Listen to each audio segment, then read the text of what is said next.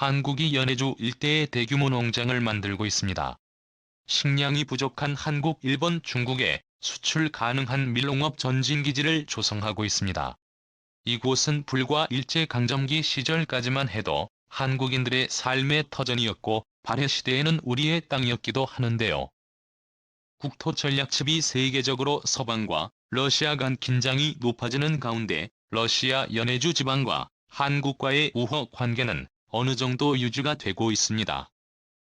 연해주 10은 러시아 모스크바 지방을 중심으로 한 서부러시아 지방과는 확연히 다른 정치적, 문화적 그리고 인종적 차이가 있어서 러시아 중에서도 별도로 분류해서 봐야 한다는 국제지정 학자들의 의견이 나오는 지역입니다.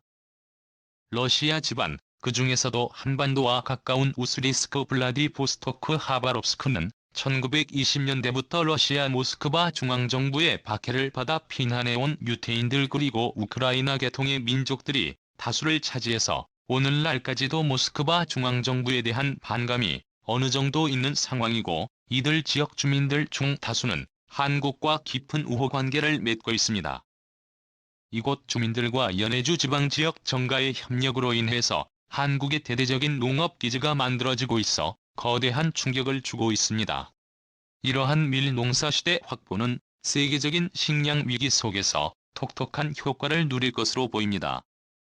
현재 러시아 극동 연해주 지방은 한국과의 교역이 없으면 사실상 경제가 마비 사태에 이르고 있습니다. 현재 러시아 정부는 서방 각국과의 수입 제재를 단행한 상황이지만 한국과의 교역은 중단시키지 않고 있습니다.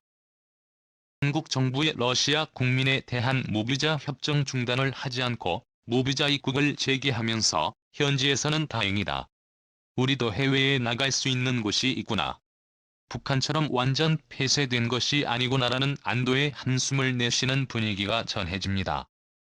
특히 한국과의 교역 비중이 높은 극동지방 감차카 사할린 우스리스크 일대는 한국과의 수산물 교역, 한국에서 중고품 등을 수입 달 이상의 장사로 경제가 유지되는 경향이 있는 특성상 이러한 소식은 매우 다행인 것입니다.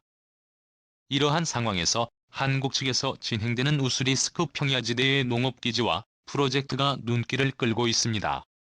러시아에서는 우선 중국처럼 투자를 했다가 사유재산이 국가에 몰수되거나 하는 일들이 거의 벌어진 적이 없어서 이러한 자산 투자 방식의 개발 사업은 땅값이 저렴한 러시아, 특히 한국과 가까운 연해주 지방에서는 큰 인기를 얻고 있습니다.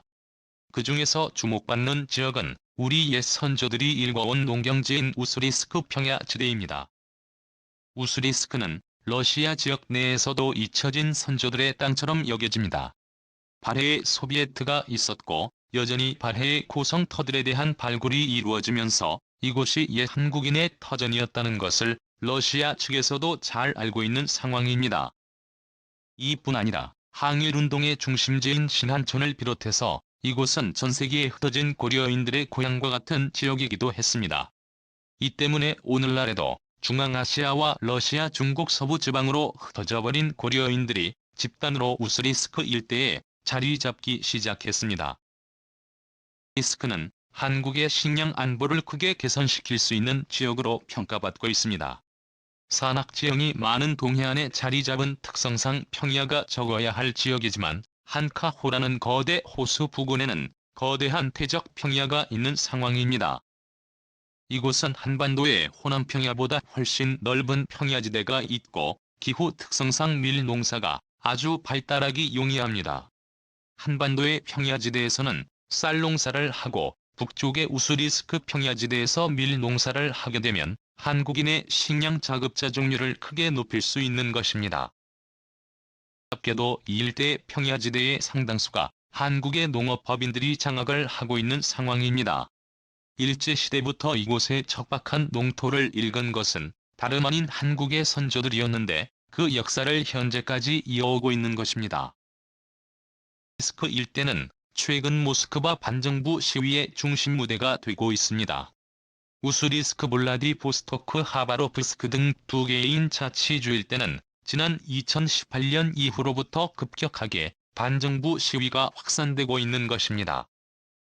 러시아에서는 극동 연해주 지방이 분리 독립되는 것을 매우 경계하여 해당 지역에서 다른 지역과의 교역을 하려면 중앙정부의 까다로운 승인 절차가 필요할 뿐 아니라 해당 지역의 공업화를 추진하게 될 경우 모스크바와 반대되는 세력이 장악할 것을 우려하여 절대 경제 개발에 나서고 있지 않는 상황입니다.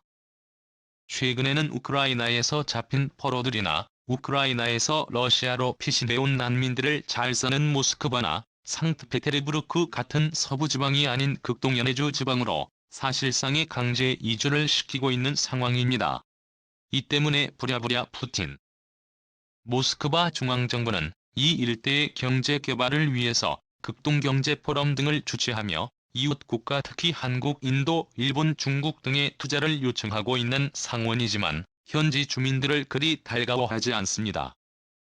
자동차나 핵심 기계 산업은 서부 지방에 유치를 하고 극동지방에는 겨우 수산물 가공소라 하기실 3D 업종의 유치밖에는 모스크바주만 당국에서 허가를 내주지 않을 뿐 아니라 러시아 중앙정부의 외교 실책으로 인해서 서방기업 특히 한국, 일본, 미국, 영국, 유럽 등의 투자가 2014년 우크라이나 크림반도 침공 사태 이후로 급감한 상황이기 때문입니다. 이 극동연해주 지방 주민들은 한국을 크게 의존하고 있습니다. 모스크바보다 발전한 서울에 더 싼 값에 왕래가 가능하기 때문입니다. 이 때문에 서울, 부산, 동해와 같이 극동연해주 지방과 연결된 거점 도시들에는 러시아인 특히 극동지방 주민들이 터전을 잡고 살아가는 러시아인들이 많은 상황입니다. 대부분은 한국의 발전된 민주주의 제도, 투명한 행정제도, 활발하게 돌아가는 시장 경제를 보고 현지에 그러한 문화를 알리면서 2014년 크림반도 침공 이후 성장력을 잃어가는 극동연해주 지방 주민들이 불만이 커지기 시작한 이후로 2018년도부터는 거대한 집단 시위가 일어나는 상황입니다. 국민들은 모스크바주만 당국의 횡포를 이기지 못하고 이러시면 차라리 외국의 통치를 맡기는 게 좋다라는 시위 포스터가 등장할 뿐 아니라 태극기나 일장기 같은 민주주의 국가의 국기까지 들고 나와 시위까지 하는 것으로 알려지기 시작하면서 모스크바 주간 당국은 거대한 패닉에 휩싸인 상황입니다. 이러한 상황에서 우스리스크에 밀집한 우리 고려인들과 한국 측에서는 의연하게 이러한 상황을 대처하고 있는 상황이고 극동현의 주지방 주민들이 고립되지 않도록 러시아 국적자들에 대한 무비자 입국을 유지하고 있는 상황이며 극단적인 상황에 이르지 않도록 균형을 잘 유지하고 있습니다. 최근 미국 국무부가 후원하는 벨라루스의 독립언론사인 베스트뉴스지에서는 최근 한국과 러시아 간의 흥미로운 기사를 내보내 충격을 던져주고 있습니다. 러시아와 영토 갈등을 빚고 있는 나라 중 한국을 콕 집어서 과거 발해의 솔빈부가 있던 우스리스크 일대 그리고 녹던도에 대해서 러시아와 한국 사이에 있는 영토 갈등 지역으로 선정을 한 것입니다.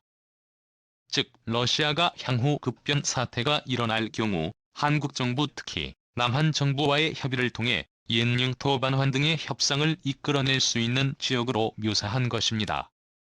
만약 영토 반환이 이루어지게 된다면 한국으로의 직접적 편입이나 미국령 푸에르토리코와 같은 해외령 자치지구처럼 변모될 가능성이 있다는 분석이 제기됩니다.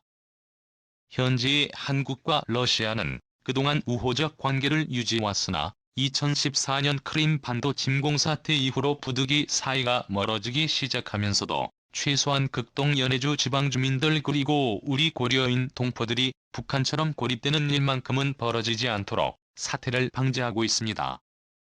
일본 홋카이도는 원래 일본의 영토가 아닌 19세기 후반 개척된 일본 최초의 식민지였습니다. 홋카이도는 북쪽에 위치하여 쌀 농사에 적합하지 않았으나 광활한 농경지와 해양성 기후로 인해서 엄청난 밀 농사가 가능하고 또 낙농업을 통해 일본 열도의 식량 자급률을 큰 폭으로 끌어올렸습니다. 한국 역시 우스리스크 일대의 밀농사 농경지 확보를 통해 이러한 방식으로 식량 자급률을 높일 수 있습니다. 과연 한국은 우스리스크의 호남평야보다 넓은 거대한 밀농사지대를 확보하여 완벽한 식량 안보를 해결해낼 수 있을까요? 주셔서